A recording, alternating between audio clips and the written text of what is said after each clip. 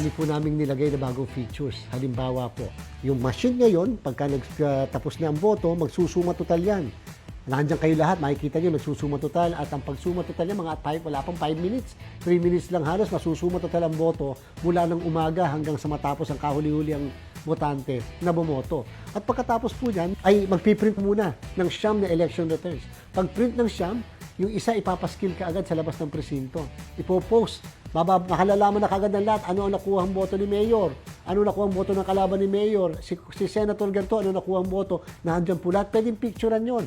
At pagkatapos, yung pong machine, pagkatapos mag-imprenta ng siyam at makapagpaskil ng isa sa labas, ay magtatransmit ng result. Doon lang sa lalagyan, yung tinatawag na dongle para lang po makapag-transmit ng result.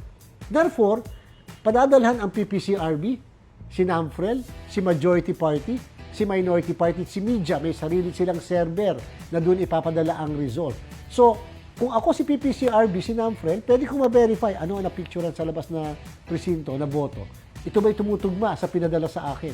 At ang pinaka-importanting parte, at saasahan niyo po yan.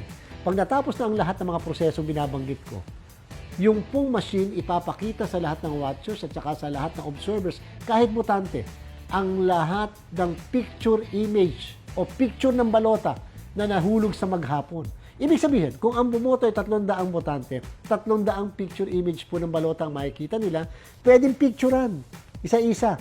Bakit? Para mabilang nyo manually. Tumutugba ba ang botong yan ng mismong mga picture ng balota sa na-print na election returns at na-transmit na results.